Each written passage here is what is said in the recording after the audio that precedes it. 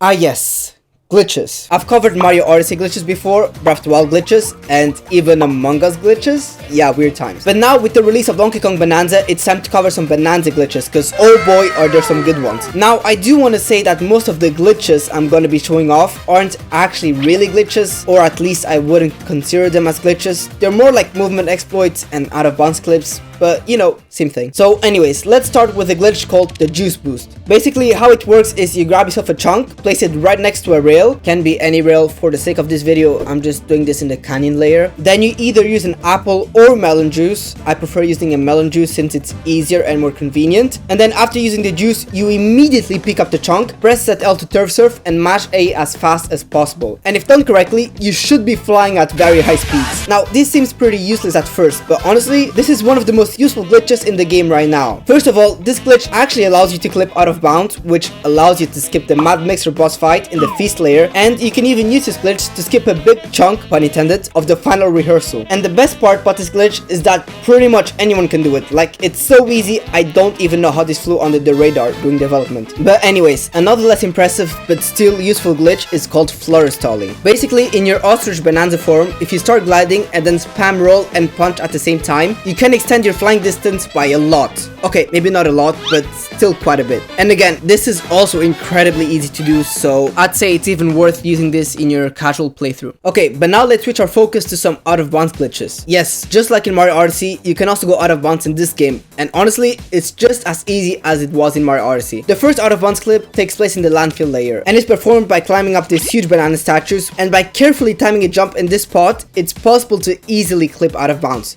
Just like that. And once out of bounds, it's even possible to skip the whole landfill layer. Just be careful not to clip back in bounds. And as you might imagine, this glitch is currently being used in speedruns to save over 30 seconds compared to taking the normal route. Another cool out of bounds clip takes place in the Lagoon layer, and it actually lets you skip Pauline. Kinda. Basically, by climbing onto this pipe, then moving left and repeatedly opening up photo mode, you can actually clip through this fence and skip the whole Bananza transformation thing with the Elder. Now, this sounds great on paper, but of course, Nintendo had to ruin the fun by making it required to talk to the stupid Elder, no hate by the way, you chill, to be able to trigger the boss fight. Well, yeah, it sucks, but at least Pauline says this. That's them! They turned me into a rock!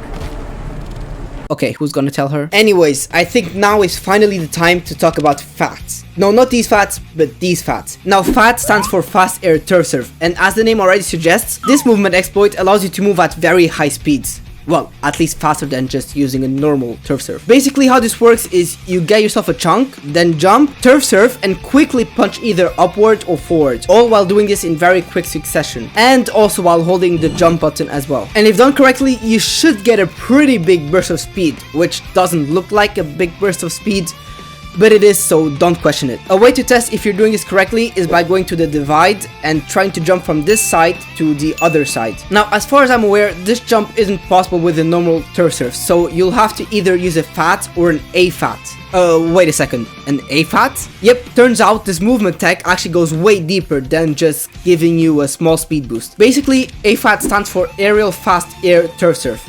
Yeah, I didn't make these names up. And unlike a FAT where you get a quick burst of forward speeds, with an AFAT you get a quick burst of vertical speeds. Yeah, speed. For example, this is me using a FAT and this is me using an AFAT. Pretty big difference, right? And the inputs for this one are basically the same as a normal FAT, only difference being that when you punch, you also gotta press the jump button at the same time, so it basically goes like jump, punch, turf surf, jump.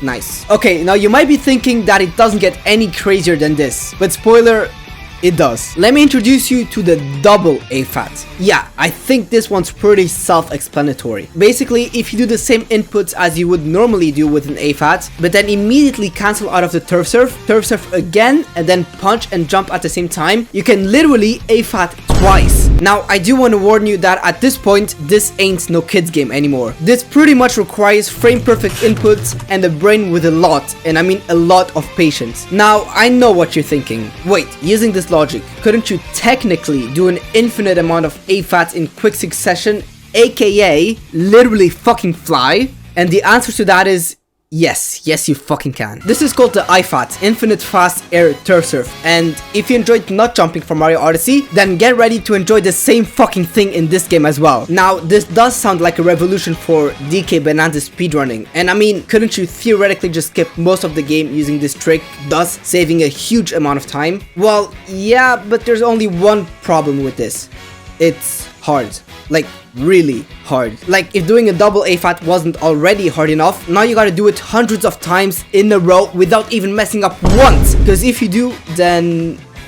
yeah. Look, I tried to gather some gameplay footage of me doing this shit, but I simply couldn't do it, so I'ma just have to use some footage from Nycro's video for now, where, by the way, he actually explains this in detail, so if you want to check it out, links in the description. But as you can see, IFATs are so overpowered, and I think it's only a matter of time until speedrunners get comfortable with IFATs and start doing them in actual speedruns. But yeah, I think this is where Donkey Kong Bananza glitches stand out right now. I'm sure there are still some small glitches out there that I didn't mention in this video, but honestly, this video is already getting way too long, and I just want to go play some Donkey Kong Bananzas, so if you excuse me, I'm gonna go practice some IFATs. See ya.